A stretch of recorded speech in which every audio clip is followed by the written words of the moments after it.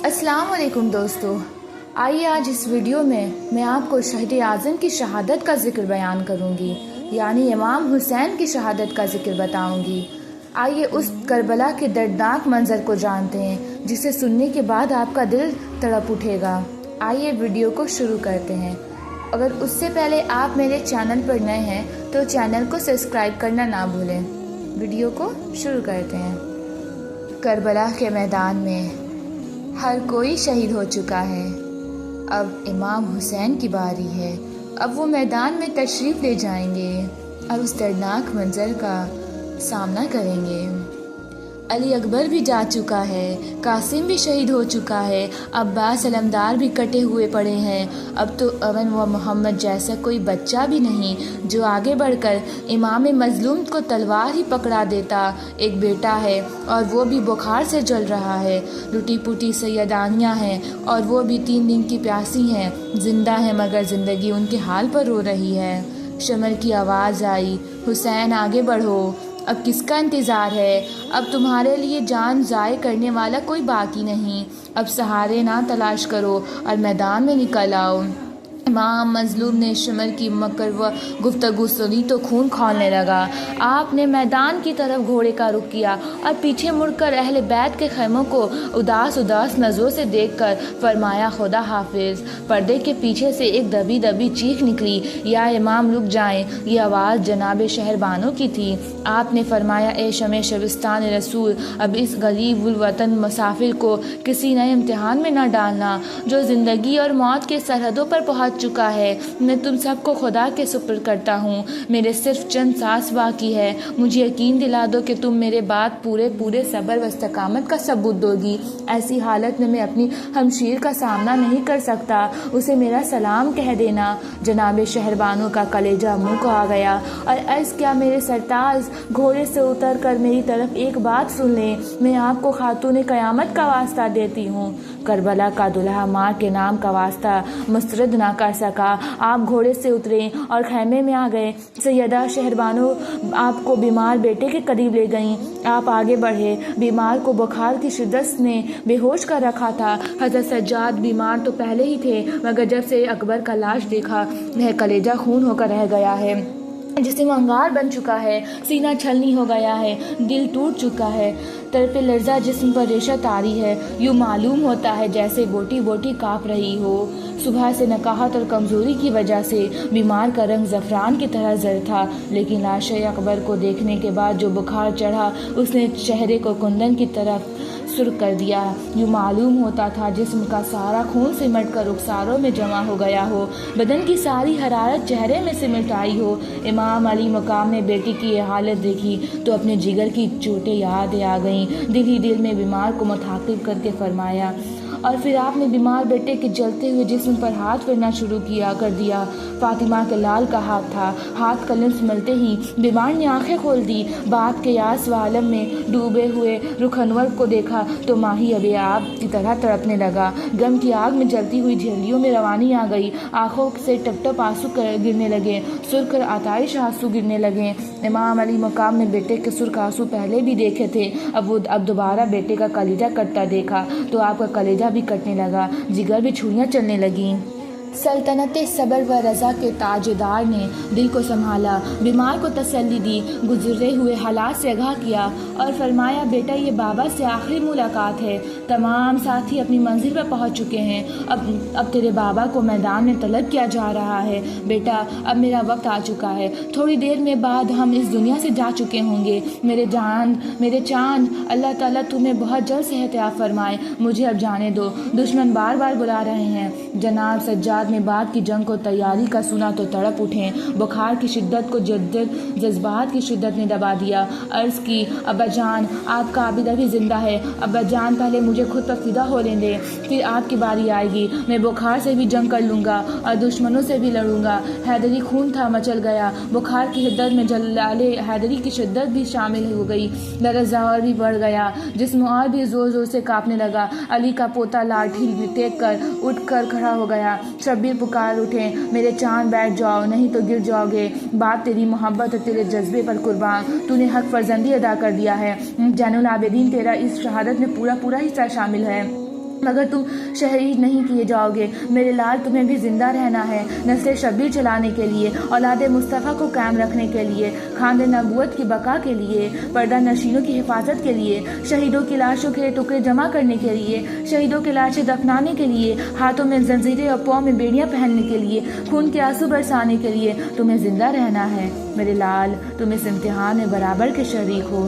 तुम्हें इन शहदातों से इतना ही हिस्सा मिलेगा जितना अली अकबर को मिलेगा, जितना कासिम को मिलेगा, जितना अब्बास, अरवन व मोहम्मद को मिलेगा, जितना मुस्लिम और उनके बेटे को मिलेगा, जितना मुस्लिम के भाइयों को मिलेगा, जितना अब्बास के भाइयों को मिलेगा। बाप तुम पर खुश है मेरे चाँद, मैं इसलिए तुम पर खुश हूँ कि तुझ में बाप का जज्बा मौजूद है, अज़्म शब्बीरी की हरारत मौजूद है। तुझे तो मुझसे भी ज़्यादा सदमे बर्दाश्त करना है। तू जिंदा भी रहेगा और खून के आंसुओं की बरसात भी करता रहेगा। खुदा हाफिज़ मेरे लाल, मेरी तरह सब्र व इस्तिकामत से रहना, अपनी फूफी को तसल्ली देना, अपनी अम्मी को सब्र की तलकीन करना। खुदा हाफिज़ मेरे बेटे, मेरे बीमार बेटे, खुदा हाफिज़। हज़रत ज़ैनुल आबिदीन ने बाप के इरशादात सुने तो और शिद्दत से रोने लगे। अपनी बीमारी पर रोना आ गया, अपनी बेबसी पर रोना आ गया। खून के आंसू गिरते जा रहे हैं, जिस्म मैट की तरह लरज़ रहा है और इश्क होता जा रहा है। इमाम अली मुकाम अभी वहीं थे कि ज़ैनुल आबिदीन फिर बेहोश हो गए। आप बीमार आबिद के सर पर हाथ फेर कर उठे, मुड़कर देखा तो वहाँ कुछ और ही मंजर बना हुआ था। सैयदा ज़ैनब के सर पर चादर उतरी हुई है, बाल बिखरे हुए हैं, नज़र पथराई हुई है, आंसुओं के दो मोटे मोटे कतरे पलकों से नीचे आकर ठहरे हुए हैं। हज़रत शहरबानों का रंग इस तरह जर्द हो चुका है जैसे खून का एक कतरा भी जिसमें मौजूद ना हो। जनाब उम्मे लैला के सामने सकीना बेहोश पड़ी हैं और आप अपने सरताज की तरफ देख देख कर रोती जा रही हैं। इमाम अली मुकाम जनाब ज़ैनुल आबिदीन से इतने ज़्यादा में गुफ्तगू थे कि अपने पीछे बपा होने वाली क़यामत को ना देख सके। अब जो देखा तो दिल पर हाथ रख लिया। कोई बात करता आप जवाब भी देते, खामोश फरियादों का क्या जवाब था। आंसुओं के सैलाब को किस तरह रोका जाता। बाहर की आग होती तो बुझ भी जाती। बहनों की आग को, सीनों की आग को कैसे ठंडा करते। नालवा शियोन होता तो सब्र की तकलीम भी फरमाते, मगर जिगर के चीर देने वाली आहों को कैसे रोकते।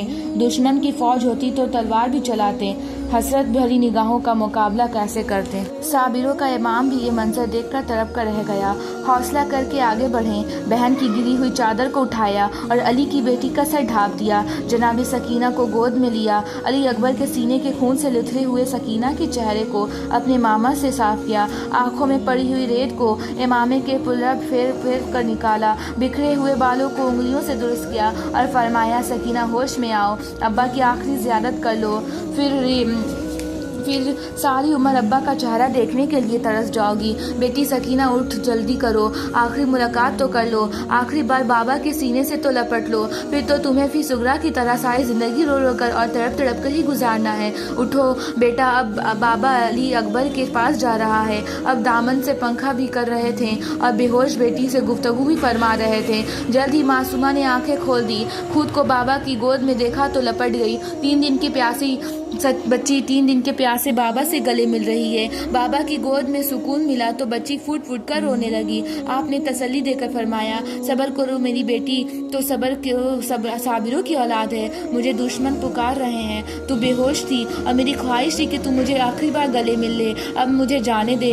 अफसोस के थोड़ी देर बाद तुम यतीम हो जाओगी, मगर साबिरा बनकर रहना, तू हुसैन की बेटी है। इमाम अली मुकाम दूसरे को सब्र की तकलीम फरमाते जा रहे हैं, लेकिन अपने सीने में गम के हजारों तूफान उठे हुए हैं जिनको अपनी कुव्वत सब्र से दबा रखा है। सकीना ने अब दाग यतीमी को सर पर देखा तो फरियाद पर फरियाद करने लगी। अब्बा के पाँव से लपट लपट कर और हाथ जोड़ जोड़ कर अर्ज करती है, बाबा सारा घर उजड़ चुका है, अब आप तो ना जाएं, आपके बगैर तो हम मर जाएंगे। बाबा बाबा आप ना जाएं मेरे अब्बा जान, आप ना जाएं। आप चले गए तो मैं बाबा किसको कहूँगी। बाबा मुझे बेटी कौन कहेगा मेरे बाबा। मैं इस तरह किसके गले में लपटूंगी बाबा, और फिर आपके सीने से लपेट कर कहाँ बाबा जाना है तो मुझे इसी तरह अपने साथ ले जाओ। आप पर चलने वाली तलवार पहले सकीना पर चलेगी बाबा, मुझे अपनी ढाल बना लो अब्बा जान, आप नहीं होंगे तो जिंदगी अजाब बन जाएगी। बच्ची की फरियाद सुनी तो इमाम अली मुकाम का दिल भर आया। आंखें तो पहले ही आंसुओं से भरी हुई हैं। तुम्हें प्यार का सवा बह निकला, शफकत पदरी का चश्मा रुआ हो गया। सब्र तो करना ही था और ये सब्र ही तो था। सब्र कैसे कहते हैं, सब्र का दामन छोड़ देते तो अब भी अताअत यजीद कर जिंदगी बचा सकते थे। حسین میدان میں پہنچ چکے ہیں۔ اب یزیدی فوج نے ان پر حملہ کرنا شروع کر دیا۔ یزیدی فوج کو لگا کہ حسین 3 دن کے پیاسے ہیں، ان میں اب مزید طاقت نہیں کہ وہ ہم سے مقابلہ کر سکے، وہ اکیلے ہیں اور ہم اتنے ہزار سپاہیوں کے ساتھ ہیں۔ لیکن حسین میں مصطفیٰ کا خون تھا، وہ ایک ایک کر کے سارے یزیدی فوج کو گراتے جاتے اور ان سے لڑتے رہتے۔ لیکن حسین کو شہید ہونا ہے۔ دیدار الہی کا وقت قریب سے قریب ہوتا جا رہا ہے، وصال کی گھڑیاں اور بھی قریب ہوتی جا رہی ہیں۔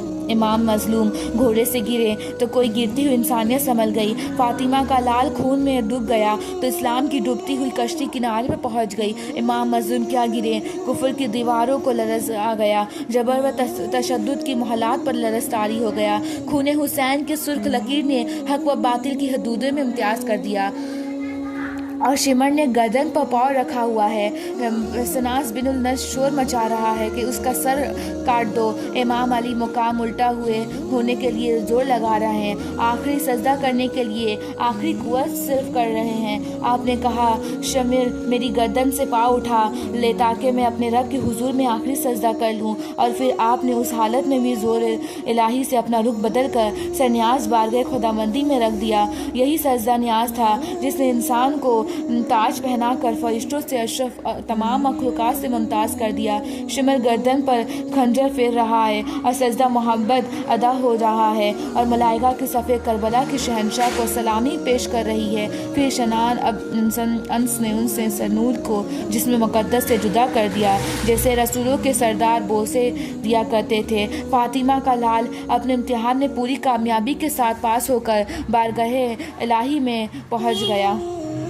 یزید کے خونخوار کتوں نے شبیر رضی اللہ عنہ کا سر کیا قلم کیا، پوری انسانیت کا سر قلم کر دیا، حق و انصاف کا سر قلم کر دیا، عدل و انصاف کا سر قلم کر دیا، اور پھر آپ کے کٹے ہوئے سر اقدس کو نیزر پر چڑھا کر بلند کر دیا۔